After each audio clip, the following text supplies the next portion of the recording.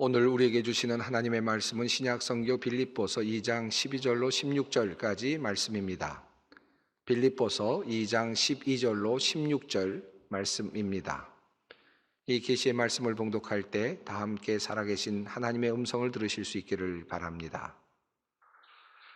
그러므로 나의 사랑하는 자들아, 너희가 나 있을 때뿐 아니라 더욱 지금 나 없을 때에도 항상 복종하여 두렵고 떨림으로 너희 구원을 이루라.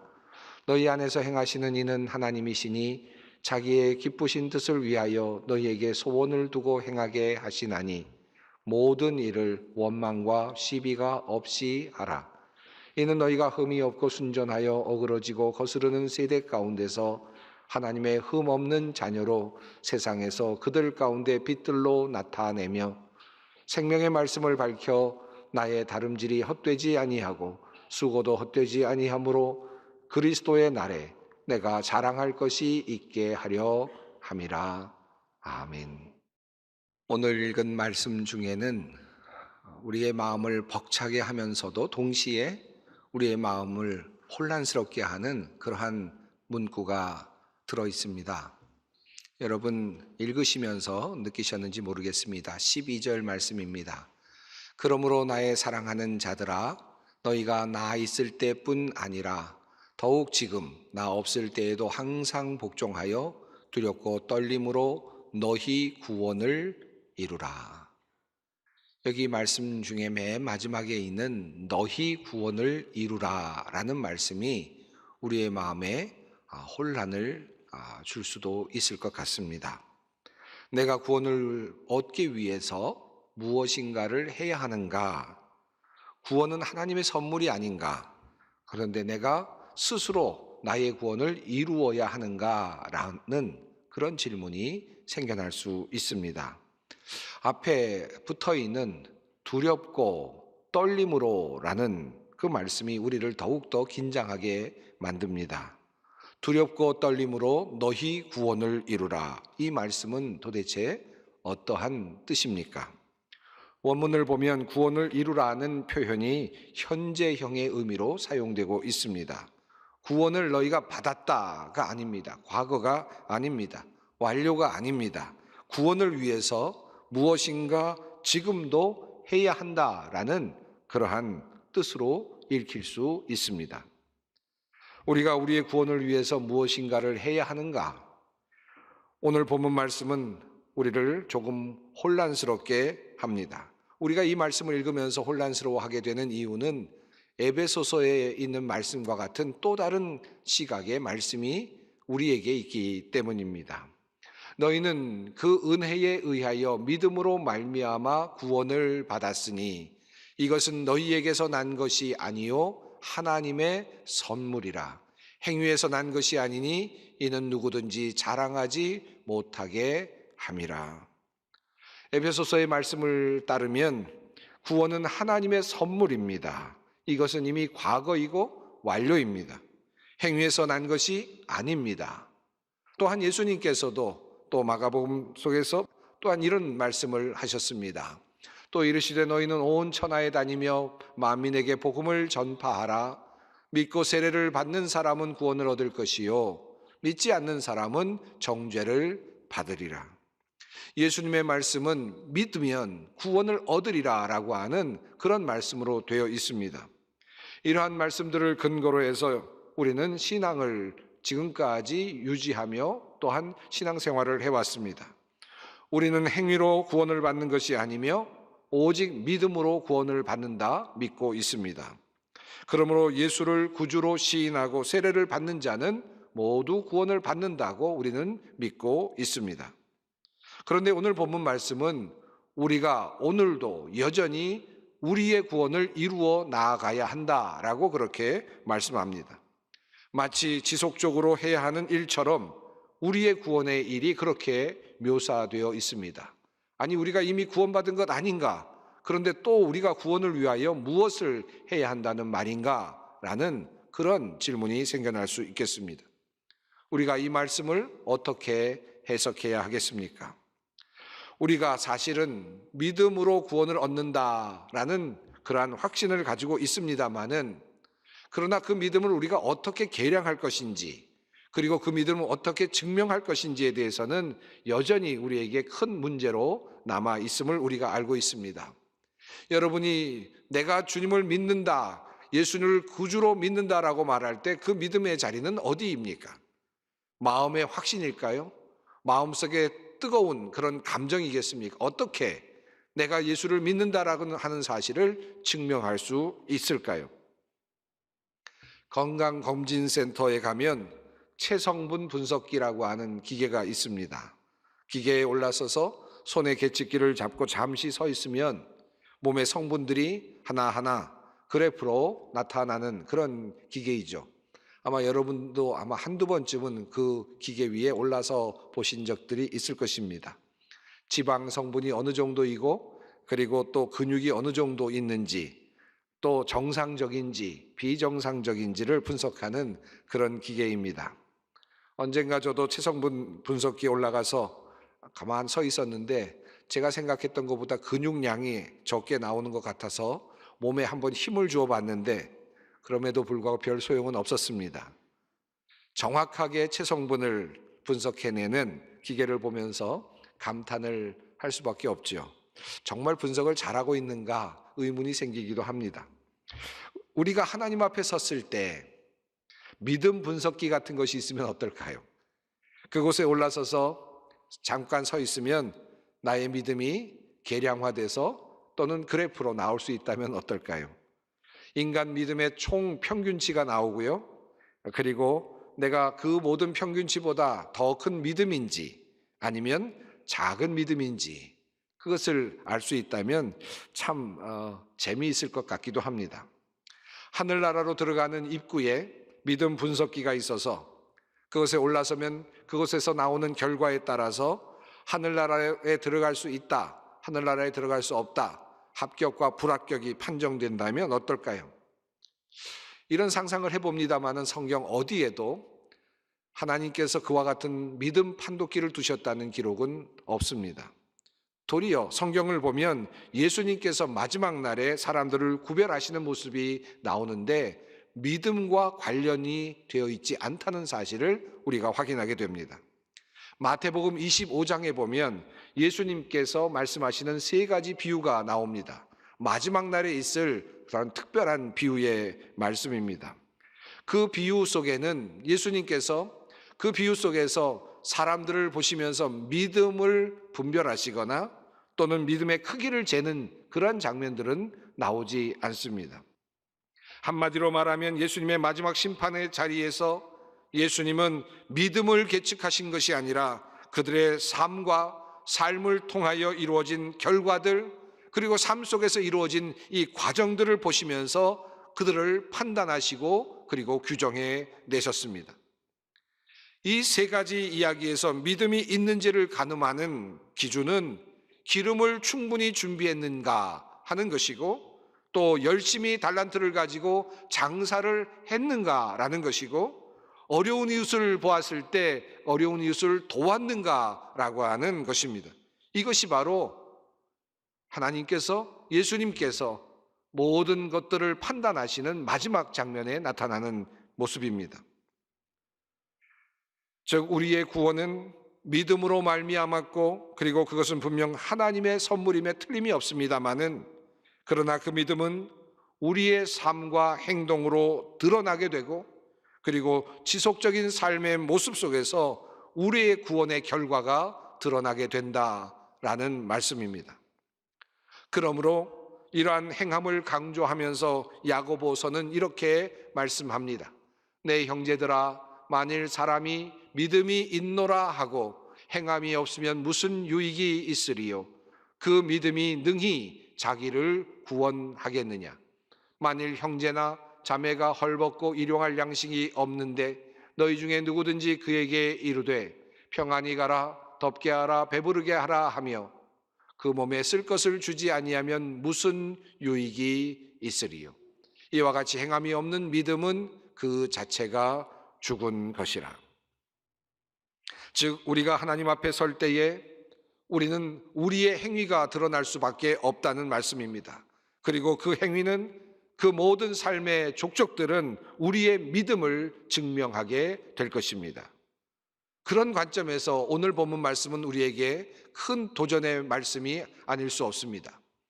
그러므로 나의 사랑하는 자들아, 너희가 나 있을 때뿐 아니라 더욱 지금 나 없을 때에도 항상 복종하여 두렵고 떨림으로 너희 구원을 이루라. 내가 함께 있을 때뿐 아니라 지금과 같이 내가 없을 때에도 라고 하는 이 표현은 1차적으로는 바울이 빌립보 교회를 향하여 하는 말씀으로 이해할 수 있습니다. 바울이 없는 동안에도, 바울이 떠나 있는 동안에도 라는 말로 그렇게 1차적으로 읽어야 할 말씀이죠. 하지만 이 말씀은 우리가 영적으로, 의미적으로 또 다른 의미로 해석할 수 있고 우리에게 주시는 하나님의 말씀으로 받을 수 있습니다. 바울을 통해서 주시는 하나님의 말씀입니다. 예수께서 계시지 않는 동안에도, 즉 예수님께서 다시 오실 때까지 라는 말로 그렇게 해석할 수 있습니다. 그러므로 대림절을 보내면서 주님의 오심을 기다리는 사람들에게 주시는 주님의 말씀으로 오늘 본문의 말씀을 받을 수 있을 것입니다. 그렇다면 두렵고 떨림으로 너희 구원을 이루라 라는 이 말씀은 도대체 어떻게 하라는 말씀입니까? 무엇을 하라는 말씀일까요? 구원을 이루는 방법은 어떤 것입니까? 혹시나 오해가 있을까 하여서인지 우리 주님께서는 바로 이어지는 13절에서 먼저 그 범위와 그 원인을 규정해 주셨습니다. 너희 안에서 행하시는 이는 하나님이시니 자기의 기쁘신 뜻을 위하여 너희에게 소원을 두고 행하게 하시나니. 다시 말하면 두렵고 떨림으로 구원을 이루는 일은 하나님으로부터 시작되는 것이고 하나님께서 주시는 그런 능력에 의해서만 가능하다는 그런 말씀입니다. 이 말씀은 우리 모든 행동 안에는, 우리의 구원을 이루는 행동의 그 근저에는 하나님의 선행동이 있다, 선제적인 행동이 있다는 뜻이기도 합니다. 우리가 하는 행동의 모든 배후에, 우리가 하는 모든 선행의 모든 배후에 하나님의 역사하심이 있습니다. 내가 한다고 자만해서는 안 된다라고 먼저 하나님께서는 분명하게 그렇게 의미를 규정하셨습니다. 그리고 이어서 이러한 두렵고 떨림으로 구원을 이루는 신자의 행위가 결국은 어떤 결과를 가져다 줄 것인지에 대해서 이렇게 말씀하셨습니다. 이는 너희가 흠이 없고 순전하여 어그러지고 거스르는 세대 가운데서 하나님의 흠 없는 자녀로 세상에서 그들 가운데 빛들로 나타내며, 즉 어그러지고 거스르는 세대, 세상 속에서 그리스도인들이 흠이 없는 자녀로 세상의 빛이 된다라는 말씀입니다. 두렵고 떨림으로 너희의 구원을 이루라는 말씀을 따라서 살아가는 사람들은 세상의 빛의 역할을 하게 될 것이다. 흠이 없는 자녀로서 세상의 빛이 될 것이다. 하나님의 영광을 드러내는 존재가 될 것이다 라는 말씀입니다. 자, 그렇다면 두렵고 떨림으로 구원을 이루는 것은 어떻게 하는 것입니까? 무슨 행동입니까? 어떻게 살아야 하는 것입니까? 우리가 종말의 시대에 살아가야 할 가장 중요한 삶의 원리는 무엇입니까? 14절 말씀이 이어지고 있습니다. 모든 일을 원망과 시비가 없이 하라. 여러분 어떤 마음인지 모르겠습니다만은 저는 이 말씀을 읽어 내려가던 중에 14절에서 조금 허무함을 느꼈습니다. 두렵고 떨림으로 너희 구원을 이루라 라고 하는 아주 웅장한 명령, 그리고 아주 심오한 명령, 그리고 아주 힘있는 명령과 같은 그 명령을 들으면서 과연 나는 어떻게 해야 되는가 라는 질문을 던졌는데, 그리고 그 해답을 찾는데 바로 이어지는 대답은 모든 일을 원망과 시비가 없도록 하라 라는 말씀입니다. 조금은 허탈하고, 또는 이것이 다인가? 이것이 결국인가? 라고 하는 그런 생각도 해보게 됩니다. 그런데 성경을 읽어가면서 조금씩 읽어가는 중에 매우 중요한 한 가지 사실이 한 단어로 숨겨져 있다는 사실을 알게 되었습니다. 그 단어, 그 문구는 바로 항상 복종하여 라고 하는 말씀입니다. 이 복종하다라는 말씀이 두렵고 떨림으로 너희 구원을 이루라 라는 바로 앞에 붙어 있습니다. 그리고 그 모든 것들을 수식하고 있습니다. 이 복종하다라는 말은 앞에 나와 있는 어떤 문장과 연결되어 있는 단어입니다. 그렇습니다. 예수님께서 자신을 비우시고 십자가에 달려 돌아가시는 위대한 희생의 이야기 속에 그 바로 복종이라는 단어가 나타나고 있습니다. 빌립보서 2장 8절 말씀입니다. 사람의 모양으로 나타나사 자기를 낮추시고 죽기까지 복종하셨으니 곧 십자가에 죽으심이라. 예수 그리스도께서 하나님의 아들로서 인간의 몸을 입고 내려오시는 장면이 소개되고 있습니다. 겸비하심, 지독히도 낮아지심, 그리고 결국 인간의 몸을 입으시고 성육하심, 그리고 그것도 모자라서 인간 중에서도 가장 최악의 죄수로서 십자가를 지시는 데까지 나아가시는 그와 같은 삶의 여정, 그와 같은 삶의 여정을 따라가시는 예수님의 그 복종, 바로 그 복종을 성경은 이야기하고 있습니다. 바울은 초대교회 찬가를 인용하면서 예수님의 복종에 대하여 이렇게 노래합니다. 너희 안에 이 마음을 품으라. 곧 그리스도 예수의 마음이니 그는 근본 하나님의 본체시나 하나님과 동등됨을 취할 것으로 여기지 아니하시고 오히려 자기를 비워 종의 형체를 가지사 사람들과 같이 되셨고 사람의 모양으로 나타나사 자기를 낮추시고 죽기까지 복종하셨으니 곧 십자가에 죽으심이라. 복종하며라고 하는 이 단어는 바로 이 모든 말씀을 하나로 요약하는 단어입니다. 하나님의 아들이 인간이 되는 그 바로 그 겸비함, 종의 형체로 내려오는 그 낮아지심, 사람과 같이 되는 그 비하, 그 바로 그와 같은 모습, 그리고 마지막 종국에는 십자가를 지시고 모든 것을 내어놓으시는 그 희생과 사랑, 그 하나님의 온전하신 뜻에 복종하시는 예수님의 모든 삶의 흔적을 한 단어로 복종이라고 그렇게 표현하고 있는 것입니다. 바로 이 예수님께서 이 땅에 오셔서 자기를 낮추시고 겸비하시며 십자가를 지셨던 그 복종의 삶을 사도 바울은 우리 그리스도인들의 삶과 연결시켜 놓고 있습니다. 그리고 그것이 바로 우리가 구원을 이루는 일이라는 사실을 우리에게 말씀하고 있습니다. 즉 두렵고 떨림으로 너희 구원을 이루라는 이 말씀은 예수 그리스도처럼 살아냄으로써 예수 그리스도처럼 순종의 복종의 삶을 살아냄으로써 자기를 낮추고 십자가를 지는 그와 같은 삶에 순종하고 복종함으로써 하나님의 구원의 길에 동참하라는 말씀입니다. 이것이 바로 우리의 구원을 이루는 길이라는 그런 말씀입니다. 이렇게 하였을 때 예수 그리스도께서 보여주신 그와 같은 낮아지심과 겸비하심과 그리고 복종을 통해서 이 땅에 원망과 시비가 없게 될 것이라는 결과를 말씀하고 있는 것입니다.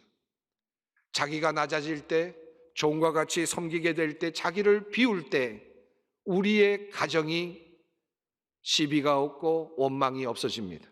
자기를 비우고 종과 같은 모습으로 내려앉을 때 우리 교회 안에 시비가 없고 원망이 없습니다. 우리와 그와 같은 구원의 삶을 살아나갈 때 우리의 사회 속에 시비가 없어지고 원망이 사라지는 것입니다. 바로 그것을 우리 주님께서 오늘 우리에게 말씀하고 계시는 것입니다.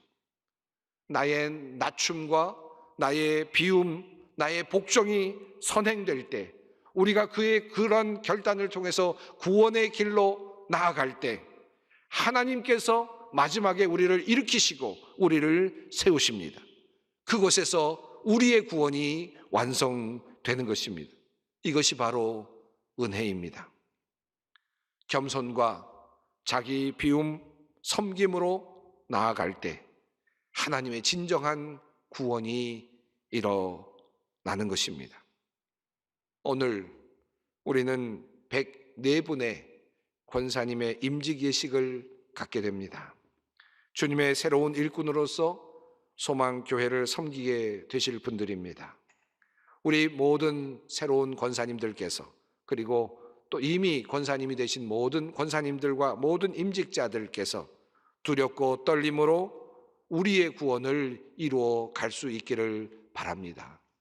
아니, 저로부터 시작해서 우리 모든 직분자들이 두렵고 떨림으로 구원을 이루어 갈 수 있기를 바랍니다. 그러기 위해서는 복종이 필요합니다. 항상 복종함으로, 이것은 어떤 권위나 목회자에게 복종하라는 뜻이 아니라 자기를 비우고 종의 형상이 되어 십자가를 지라는 그러한 명령입니다. 겸손하여지고 낮아지라는 뜻입니다. 예수님께서 걸어가신 그 길을 따라 나서라는 그러한 선언이고 초청의 말씀이기도 합니다. 그렇게 복종함으로 우리는 우리의 구원을 이루어 가게 될 것입니다. 이것은 현재이고 또한 진행형이기도 합니다. 우리의 구원은 내가 믿습니다라는 구호에 있는 것이 아니라 예수님께서 보여주신 순종의 길, 복종의 길, 섬김의 길을 따라가는 데 있습니다. 오늘은 대림절 세 번째 주일입니다. 대림절이 되면 이런 말들을 많이 합니다. 아기 예수를 맞이하십시다. 아기로 오신 예수님을 영접하십시다. 라는 이야기들을 많이 합니다. 이 땅에 오신 아기 예수님을 맞이하자.